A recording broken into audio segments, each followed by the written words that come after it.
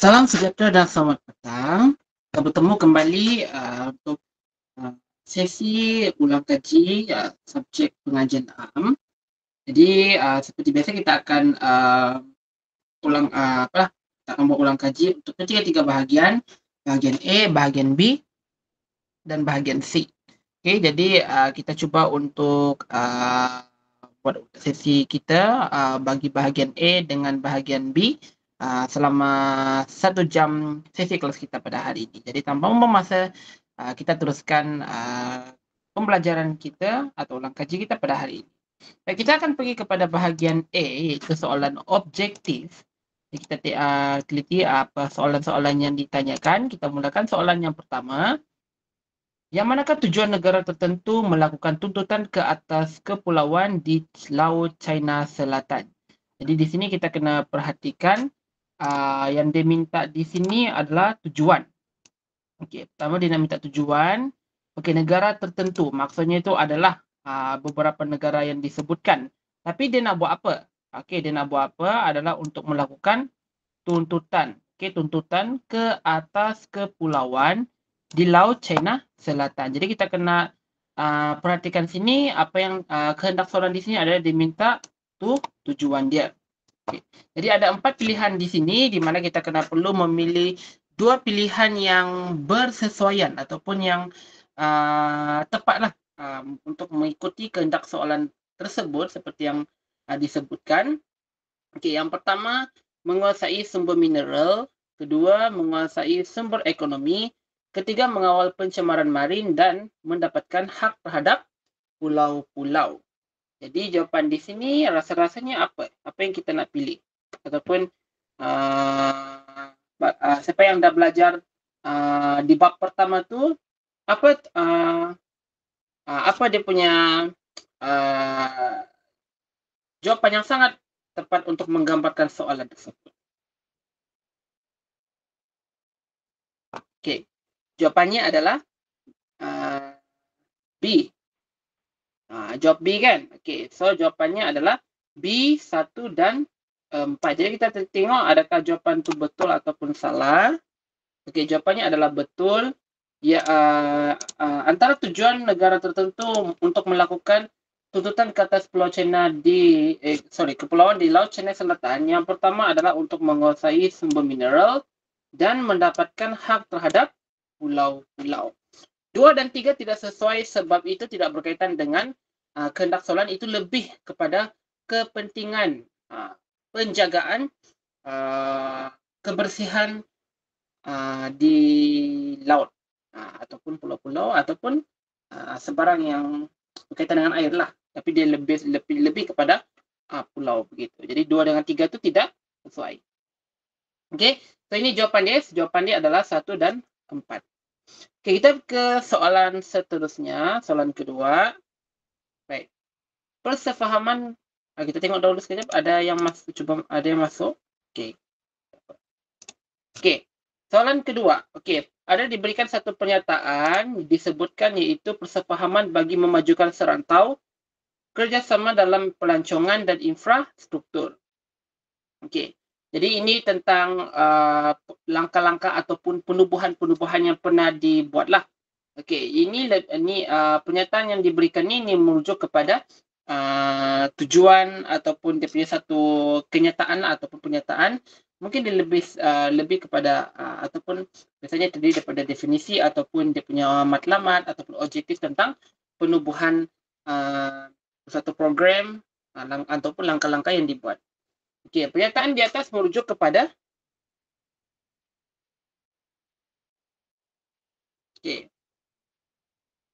jawapannya adalah C ya.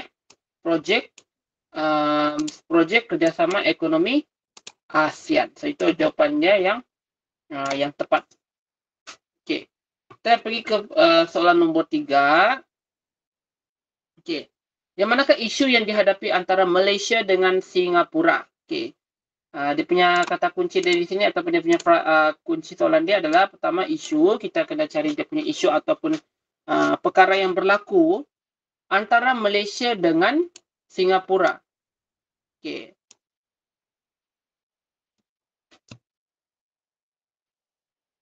Okey, jawapannya adalah okey, ada 4 pilihan di sini kita tengok. 1, pekerja asing tanpa izin di Malaysia di Singapura. Okey, itu tidak pernah berlaku. Jadi kita boleh singkirkan jawapan tersebut. Okey, pencerobohan nelayan Malaysia ke perairan Singapura lagilah tidak pernah berlaku. Okey. Jadi kita boleh nampak secara jelaslah. Okey. Yang tinggal adalah penggunaan ruang udara Malaysia oleh jet pejuang Singapura dan penambakan laut di sekitar Pulau Tekong dan Pulau Ubin oleh Singapura. Jadi jawapannya adalah D, 3 dan 4. Okey, kita teruskan. Okey, ke soalan nombor 4. Yang manakah cabaran yang dihadapi oleh Malaysia dalam melaksanakan komitmen pelaksanaan kawasan perdagangan bebas ASEAN?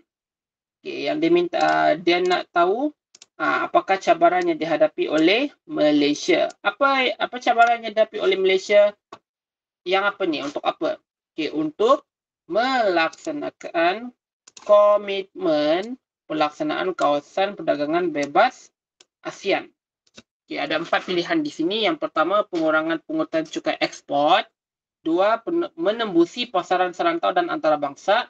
3, meningkatkan kualiti produk dan perkhidmatan dan persaingan antara negara ASEAN dengan negara kaya. Jadi apa pilihan jawapan yang kita boleh pilih untuk menggambarkan soalan ini?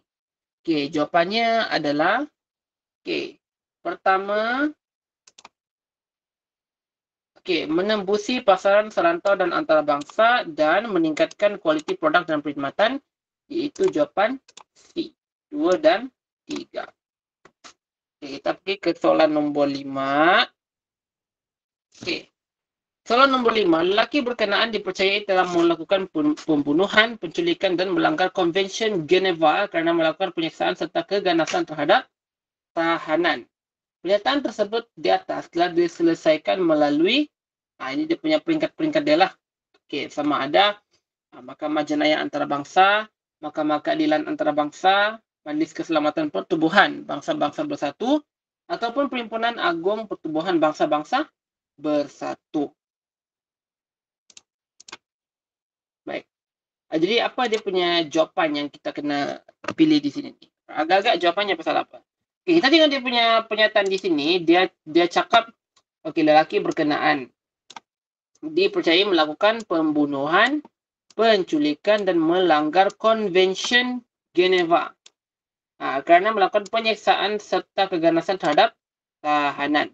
Okey, kita mungkin boleh menyingkirkan jawapan yang jelas yang tidak berkaitan di sini adalah D. Sebab dia tidak ada kaitan. PBB, Perhimpunan Agung PBB tidak ada kaitan. Okey, kalau jawapan C, keselamatan, okey. Walaupun dia ada sebutkan di sini tentang penculikan kan, tapi sebenarnya kalau tengok pada kegiatan-kegiatan yang dilakukan seperti mana disebutkan dalam petikan, dia ada lagi perkara yang ada lebih serius selain daripada penculikan yang biasanya dia melibatkan tentang keselamatan kan. Okey, pembunuhan ini lebih kepada jenayah. Okey, penyiksaan, keganasan juga adalah lebih kepada jenayah. Okey, jadi kita boleh singkirkan jawapan C, Majlis Keselamatan Pertubuhan Bangsa-Bangsa Bersatu tidak kaitan. Okey. Okey, seterusnya yang tinggal adalah A dengan B. Mahkamah Jenayah Antarabangsa, Mahkamah Keadilan Antarabangsa. Okey. Dalam pernyataan ini merujuk kepada sosial ataupun aktiviti sosial yang dibuat. Okey. Yang ada disebutkan situ pembunuhan, penculikan, ada disebut penyiksaan dan keganasan di sini. Jadi jawapan yang kita boleh pilih untuk menggambarkan pernyataan yang diberikan adalah jawapan A, Mahkamah Jenayah Antarabangsa. Aktiviti-aktiviti yang dibuat atau perbuatan-perbuatan yang dibuat seperti yang disebutkan dalam pernyataan yang nombor 5 ni, ini adalah aktiviti jenayah. Jadi pernyataan di atas, kita tengok balik dia punya soalan dia. Pernyataan di atas telah diselesaikan melalui, maksudnya dia punya penyelesaian masalah dia lah, adalah Mahkamah Jenayah Antarabangsa. So jawapannya adalah A. Okey, kita gerak ke soalan nombor 6. Okey. Yang manakah ancaman terhadap kepentingan Malaysia? Okey, jawapannya adalah kemasukan pendatang asing tanpa izin untuk bekerja. Okey. Jawapan pilihan A tidak ada kaitan dengan Malaysia. Sama juga jawapan pilihan C. D pun tidak ada kaitan. Okey. Jadi, sehingga sekarang kalau ikut dalam keadaan semasa, sehingga sekarang masih lagi ada kemasukan pendatang asing tanpa izin.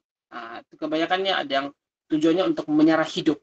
Mungkin dia punya tempat dia ataupun negara dia tidak begitu orang itu kondusif. Jadi terpaksa orang melarikan diri ke Malaysia. Jadilah parti ataupun pendatang asing tanpa izin. Jadi itu dia punya jawapan yang sebenar. Okey. Yang manakah ancaman terhadap kepentingan Malaysia? Jawapannya adalah kemasukan pendatang asing tanpa izin untuk bekerja.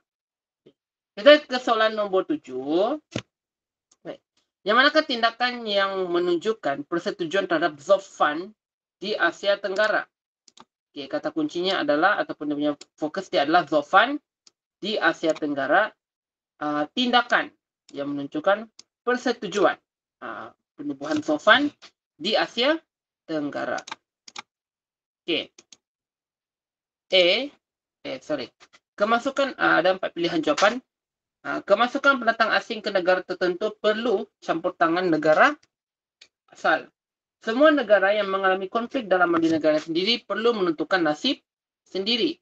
Perebutan wilayah, kesan pelaksanaan zon ekonomi eksklusif hendaklah diselesaikan secara ringan dan semua negara Asia Tenggara perlu bekerjasama dengan pihak pihak ketenteraan asing bagi melindungi kepentingan masing-masing. Jadi jawapan yang menggambarkan dia punya untuk soalan ini ialah semua negara yang mengalami konflik dalam di negara sendiri perlu menentukan nasib sendiri dan perebutan wilayah kesan pelaksanaan zon ekonomi eksklusif hendaklah diselesaikan secara runding. Jadi jawapannya adalah C, 2 dan 3. Gerak ke soalan seterusnya. Okey, soalan nombor 8. Yang manakah implikasi perdagangan bebas dan terbuka berdasarkan pelaksanaan kawasan perdagangan bebas ASEAN? A. Pertambahan harga barangan dan perkhidmatan tempatan. B. Persaingan antara produk tempatan dengan produk luar negara.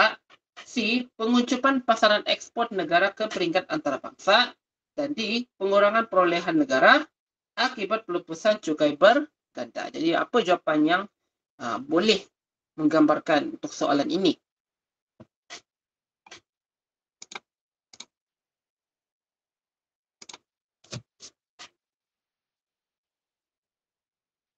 Okay, siapa yang ada jawapan boleh letakkan respon di chat box ya.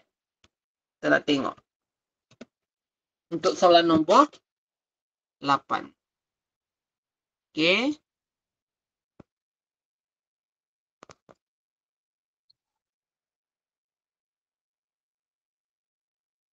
Okey. Jawapannya adalah B. Persaingan antara produk tempatan dan produk luar negara. Okey, ada lagi jawapan? Okey, B juga Okey, jadi kita tengok jawapan yang sebenar dia. Okey, soalannya yang manakah implikasi? Implikasi itu maksudnya adalah kesan. Kesan perdagangan bebas dan terbuka berdasarkan pelaksanaan kawasan perdagangan bebas ASEAN. Okay, jadi apa dia punya jawapannya? Jawapannya yes, betul. Seperti korang dah jawabkan. Adalah persaingan antara produk tempatan dengan produk luar negara. Okay, dapat? Okay, kalau dapat, syukur. Okay, kita ke soalan nombor 9. Okay. Yang manakah agensi pertubuhan bangsa-bangsa bersatu yang mungkin terlibat dengan situasi krisis peperangan di sesebuah negara? Jadi apakah agensi PBB ataupun Pertubuhan Bangsa-Bangsa Bersatu untuk menangani situasi krisis peperangan di sebuah negara. Jadi agak-agak apa jawapan untuk menggambarkan soalan nombor 9 ini?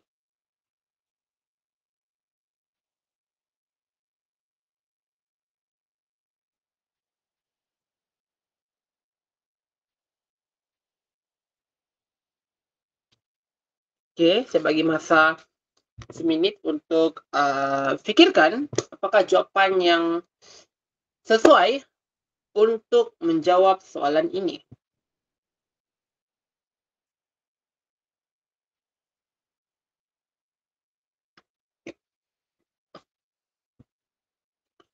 Jawapan C, okey.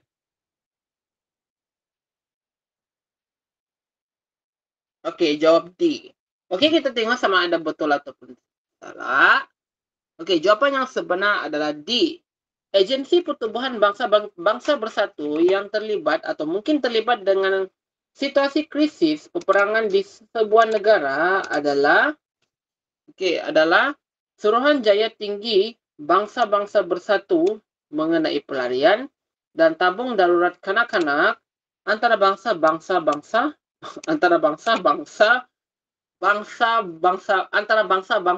bersatu. Oh my God.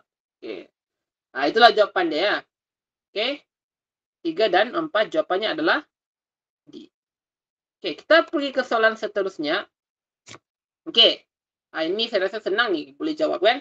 Okey, yang manakah negara pengasas Pertubuhan Negara-Negara Asia Tenggara? 1 Malaysia, 2 Vietnam, 3 Indonesia, 4 Timor Leste.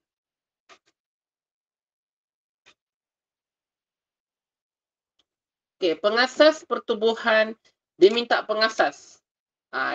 Kena pasti pengasas Pertubuhan Negara-Negara Asia Tenggara. Okey, ada yang jawab B, ada yang jawab B juga. Okey, so betulkah Vietnam dengan Indonesia adalah pengasas Pertubuhan Negara-Negara Asia Tenggara? Jawapannya adalah betul iaitu Malaysia dan Indonesia. So the answer is B, 1 dan 3. Okey, kita gerak ke soalan seterusnya. Yang manakah pendirian Malaysia bagi menangani masalah keganasan rumah tangga antarabangsa? Okey, yang manakah pendirian Malaysia? Dia minta kita untuk kena pasti apakah statement yang kuat atau pendirian daripada Malaysia untuk menangani masalah keganasan antarabangsa. Okey, ada 4 pilihan. Pertama, bertukar-tukar maklumat perisikan. Kedua, memerangi keganasan di luar sempadan kedaulatan. Ketiga, menyediakan sokongan dan bantuan kepada negara yang terlibat dan menangani keganasan secara menyeluruh dan bukan berpilih-pilih. Okey. So, apa jawapan dia? Okey. Jawapannya adalah B. Okey.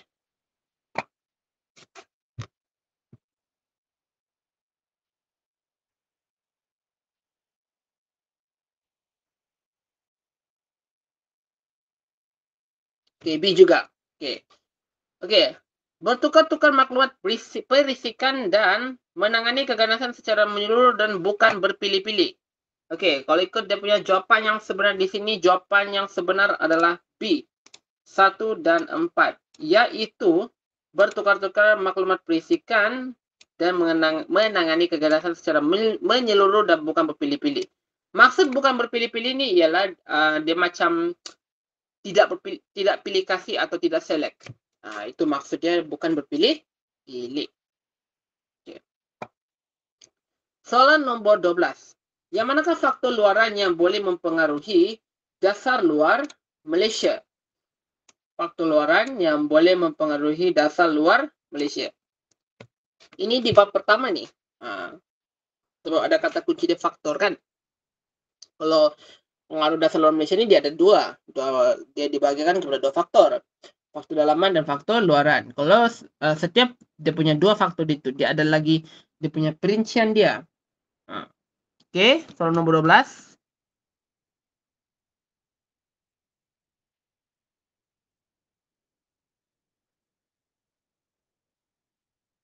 Okey. Soalan nombor 12 jawapannya adalah B. Okey, satu lagi. Okey, B juga. Okey. So kita tengok dia punya jawapan dia sebenarnya. Adakah B, pengurusi pergerakan negara-negara berkecuali ini adalah jawapan yang tepat? Saya tengok dulu siapa yang kata tu. Sekejap Okey, tak apa. Okey. Soalannya, adakah jawapan B itu betul? Okey, jawapan yang sebenar, kalau ikut dalam skema di sini jawapannya adalah C.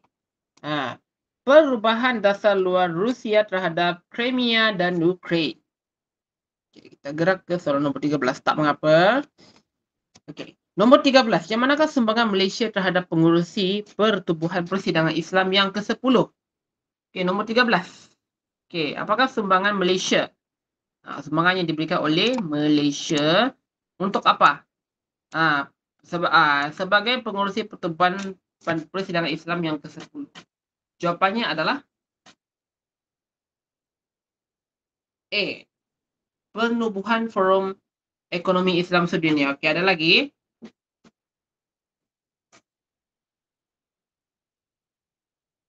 A juga. Okey, so kita tengok jawapan dia.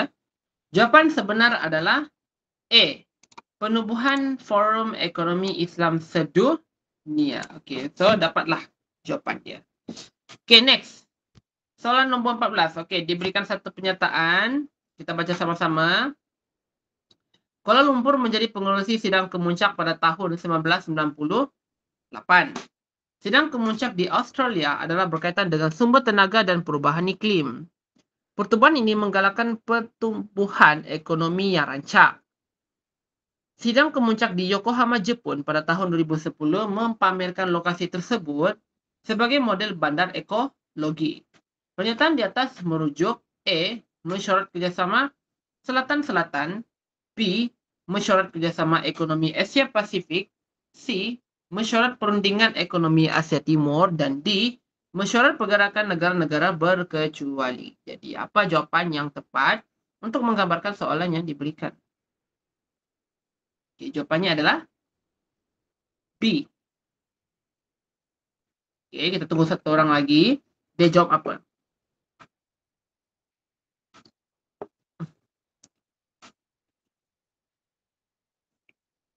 Okay, B juga. Okay. So, jawapan yang sebenar adalah B. Okay, Tania. Mesyuarat Kerjasama Ekonomi Asia Pasifik. Itulah jawapan untuk soalan nombor 14. Sekarang kita ke soalan 15 untuk bahagian A. Yang manakah prinsip penubuhan pusat bagi gender dan pembangunan wanita perarakan negara-negara berkecuali? Soalannya adalah, yang manakah prinsip penubuhan pusat bagi gender dan pembangunan wanita pergerakan negara-negara berkecuali? Okey. Okey. Sambil bagi korang masa seminit untuk jawabkan soalan ni. Jawapan apa sebenarnya? Agak-agak.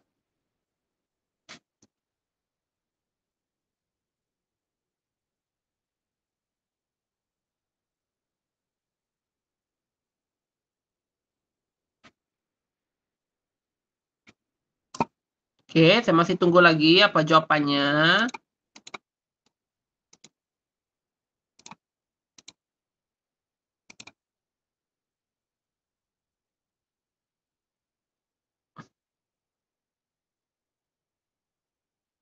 Okey, apa jawapannya? D.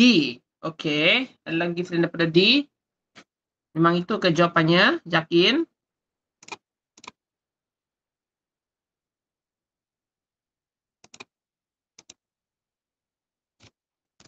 Okey, ada jawab D juga. Okey, apa dia punya prinsip itu? D. Wanita dalam membuat keputusan dan wanita dalam teknologi maklumat dan komunikasi. Okey. Jadi kita sudah tahu sendirilah kalau bahawa ayat pernyataan nombor 1 ni, okey, ini tidak ada kaitan, dan nombor 2 wanita sebagai ketua kerajaan itu lebih kepada politik, bukan gender dan pembangunan wanita pergerakan negara-negara berkecuali. Jadi jawapan yang pilihan dari sini yang tinggal adalah wanita dalam membuat keputusan, wanita dalam teknologi maklumat dan komunikasi. So maksudnya jawapan tu adalah D, 3 dan 4. Okey. Baik, kita berehat dahulu seketika. 9.20 kita akan kembali untuk teruskan ulang kaji bagi bahagian B.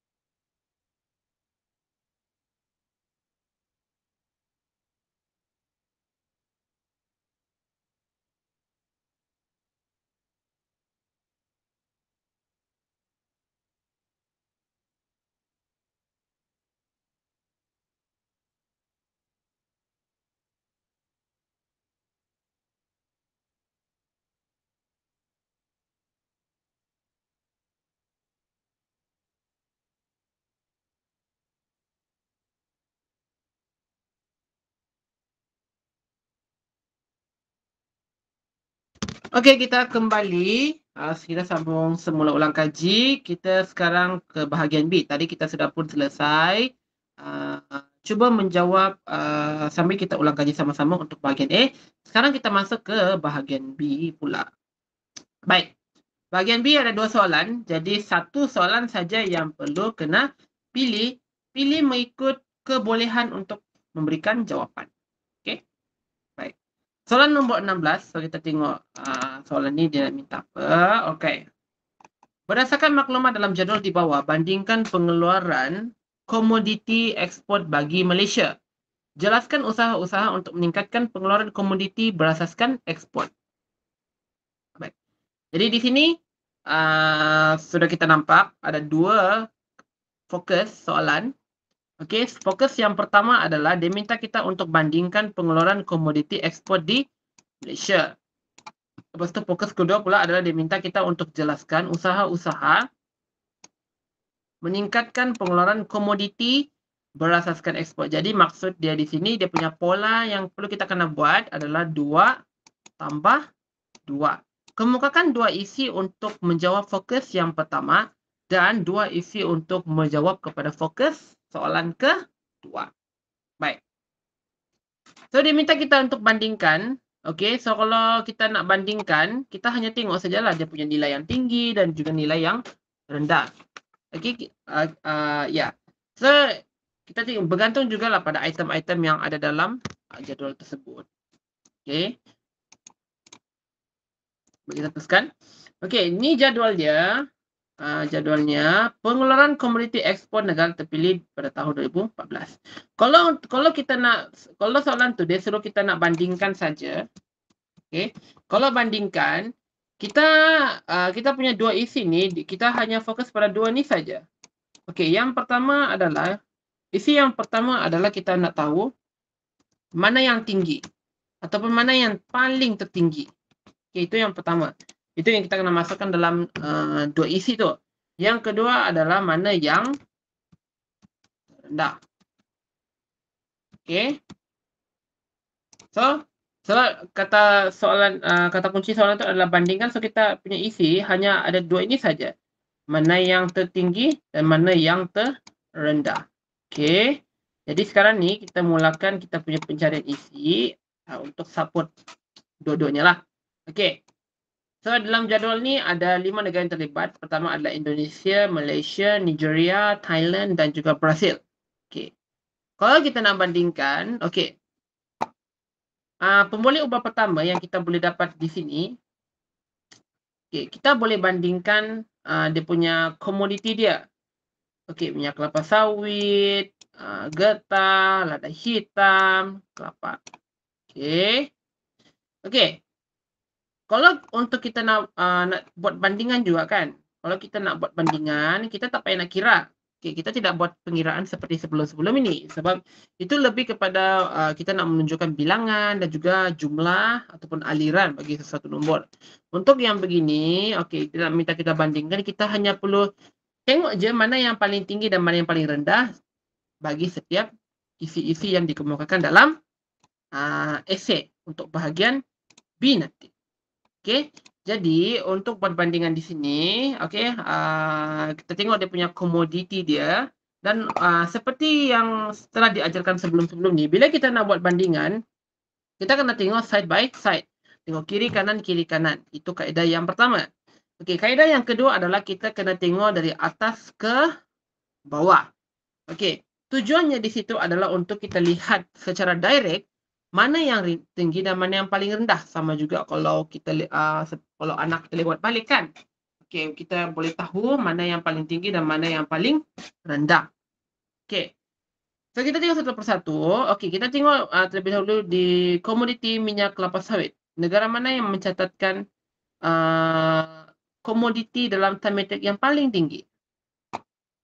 Indonesia 20.500 dan 50.000. Okey, getah. Getah adalah Thailand. Okey, yang ketiga lada hitam. Okey, Indonesia. Okey, dan keempat adalah yang keempat adalah kelapa. Kelapa yang paling tinggi adalah Indonesia. So kita tandakan balik.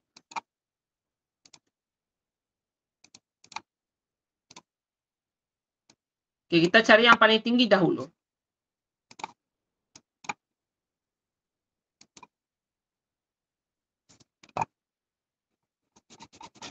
Kenapa ni? Sorry. Ya.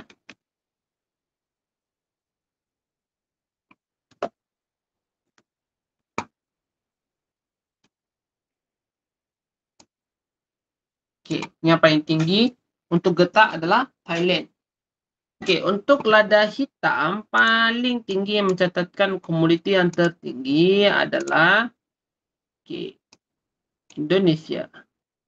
Dan kelapa adalah Indonesia juga. Okey, so kita sudah dapat kira pasti.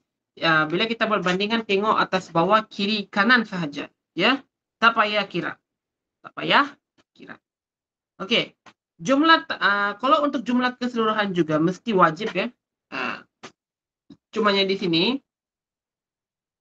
sama jugalah untuk jumlah keseluruhan. Negara mana yang catat paling tinggi dan negara mana yang catat paling rendah.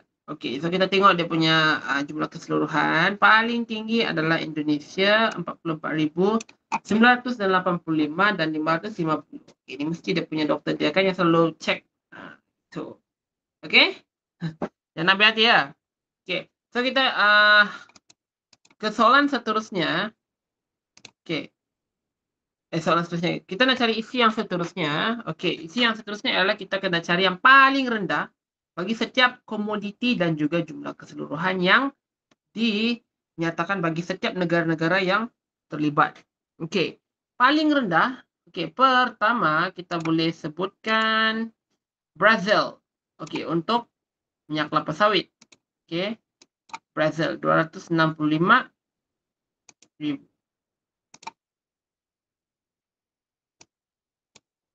Okey. Sorry, salah pula headline. Minyak kelapa sawit adalah Brazil 265.000. Okey, paling rendah untuk komoditi getah adalah Nigeria iaitu 145.000. Okey.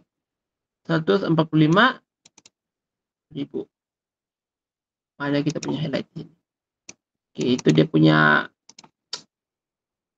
statement lah. Begitu untuk kita nak cari yang paling rendah kan bagi setiap komoditi. Okey.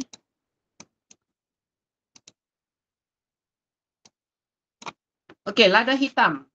Paling rendah adalah Thailand 6,730. Dan paling rendah adalah Thailand juga RM1,380. Sorry, 130,380. Okey, jumlah yang apa kan kita sudah kena pastikan jumlah bilangan atau nombor yang masih lagi kurang memuaskan tu untuk panggil ke kelas. Okey. Alright. Okey, yang paling jumlah keseluruhan yang paling rendah adalah Nigeria. 1,525. Okey. Jadi, kita keluarkan isi yang sudah di mana yang paling tinggi. Yang kita sudah cek tadi ya. Okey. So, kita kena sebutkan negara mana yang paling tinggi. Kita boleh sebut semua negara, tapi kalau kita nak bagi contoh, dia ada satu saja. Okey? Dia ada satu saja.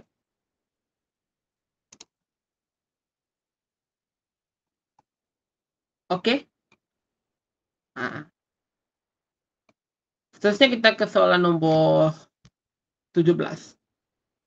Berdasarkan maklumat dan dalam jadual di bawah, jelaskan perkembangan nilai pelaburan asing mengikut sektor terpilih di Malaysia dari tahun 2012 hingga tahun 2014. Jelaskan keadaan yang memungkinkan kemasukan lebih banyak pelaburan asing ke negara ini. Tengok jap, ada lagi yang masih masuk. Okey, kita apalah.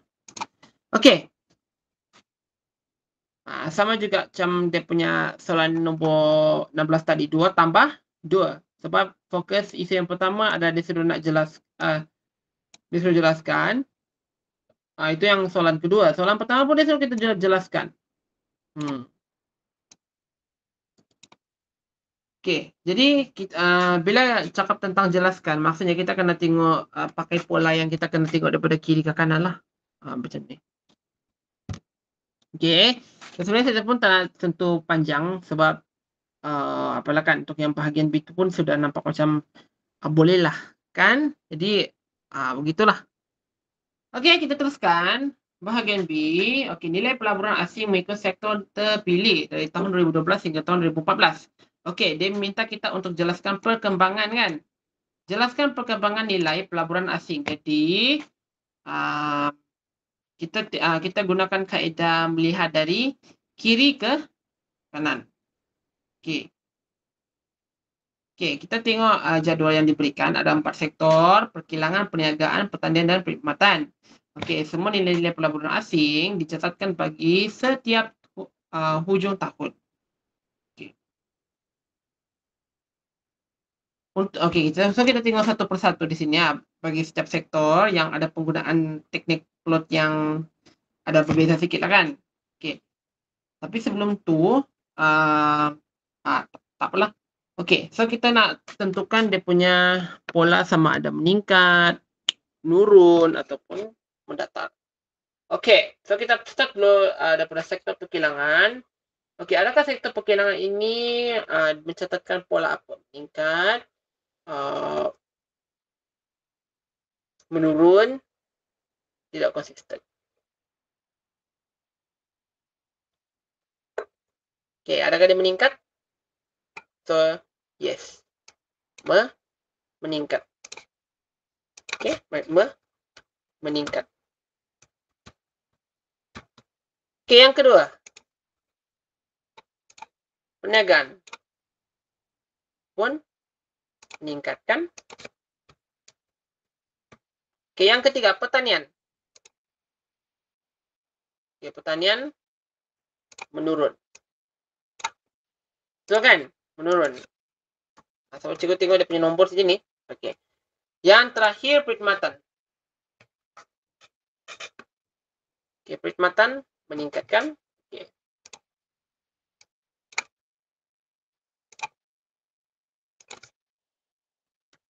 Jadi, memandangkan ini adalah pola esei 2 tambah 2, kita hanya ambil 2 isi untuk kita menjawab fokus pertama, iaitu jelaskan perkembangan nilai pelaburan asing mengikut sektor terpilih di Malaysia dari tahun 2012 hingga tahun 2014. Okey, jadi kita kena kemukakan 2 isi. Pertama, sektor mencatatkan nilai peningkatan dan kedua, sektor mencatatkan penurunan. Okey, yang ini pun saya tidak sentuh apalah. Okey, sebab kita sudah pernah buat sebelum ni kan. Jadi kena ulang kaji balik untuk memantapkan lagi cara menjawab bahagian B. Okey. Okey, yang terakhir kita pergi ke bahagian C. Okey, macam biasalah dia minta kita pilih dua tajuk daripada di bawah. Tulis karangan yang panjangnya antara 300 hingga 350 patah perkataan. Okey, kemukakan 5 isi atau idea saja bagi karangan yang dihasilkan. Okey. Kita tengok dulu sekejap ada yang nak masuk lagi. Okey, ada penting. Okey. Kita baca satu-satu soalannya. Malaysia lebih memilih pendekatan diplomasi bagi melaksanakan hubungan antarabangsa dalam kebanyakan keadaan. Huraikan. So, ini adalah pola esei 5+0 ya. Sebab dia tidak ada dua kata kunci atau dua fokus yang perlu kita kena pecahkan. Jadi, ini adalah 5+0 untuk menghuraikan satu pernyataan memilih pendekatan diplomasi bagi melaksanakan hubungan antarabangsa dalam kebanyakan keadaan. Okey. Jadi, cuba bagi dia punya point untuk menjawab soalan. Kalau soalan tu tiba-tiba keluar kan. Okey, saya bagi je dia punya idea dia. Okey, yang pertama adalah memelihara keselamatan negara. Okey, memelihara keselamatan negara. Okey. Yang kedua, menjadikan Malaysia lebih dihormati. Okey, yang ketiga, memelihara hubungan baik antara negara. Memelihara hubungan baik antara negara. Yang keempat, memelihara kepentingan rakyat.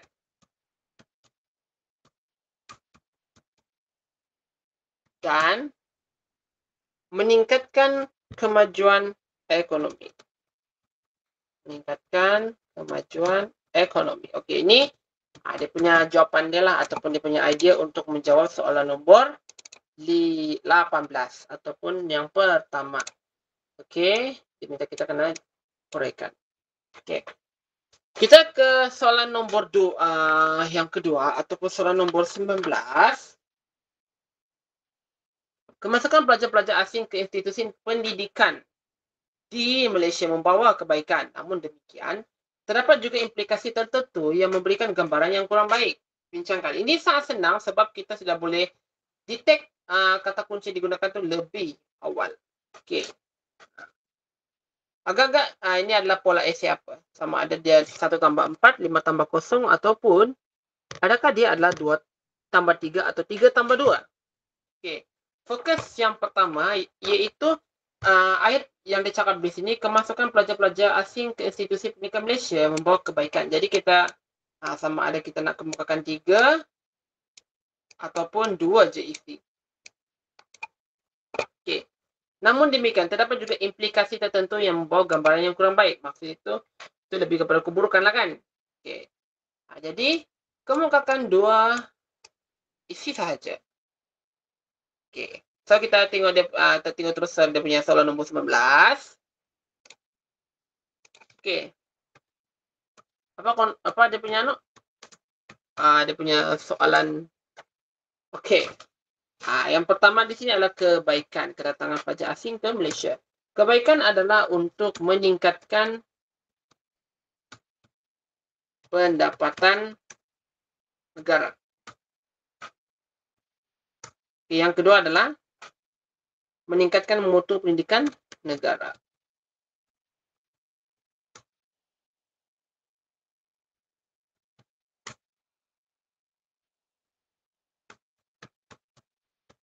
Pendidikan negara.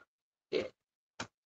Idea ketiga adalah pertukaran budaya dan adat bersam. Pertukaran budaya, buaya pula. Budaya dan adat resam. Okey. Keburukan, jika ingin teruskan perkara tersebut, Okey, yang pertama adalah terlibat dengan jenayah. Dan membawa budaya kurang baik.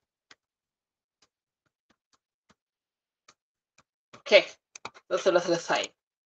Sekarang kita gerak ke soalan nombor 20. Cikgu bagi sajalah dia punya isi dia sebab saya tak tahu lah kalau sebelum ni kan ada saya buat perbincangan essay yang full kan, tapi ada yang tak bagi perhatian kan. Jadi kita cuba sajalah seorang dulu ya.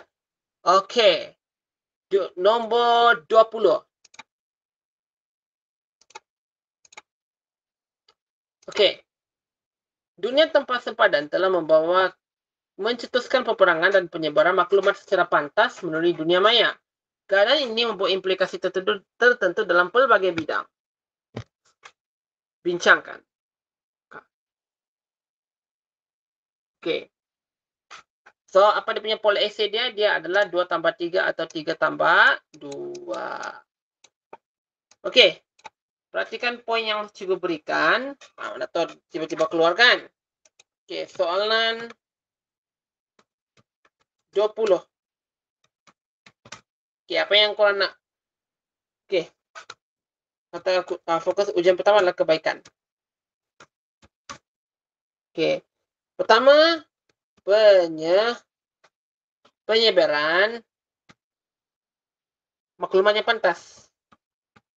Okey. Kedua, meningkatkan hubungan komunikasi. Meningkatkan hubungan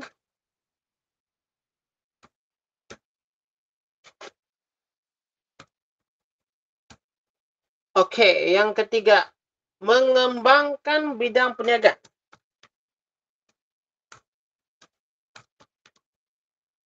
Bidang perniagaan. Okey. Keburukan.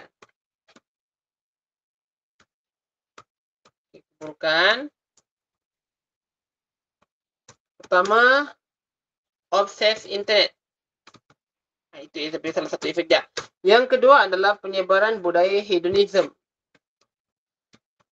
Budaya hedonism. Okey.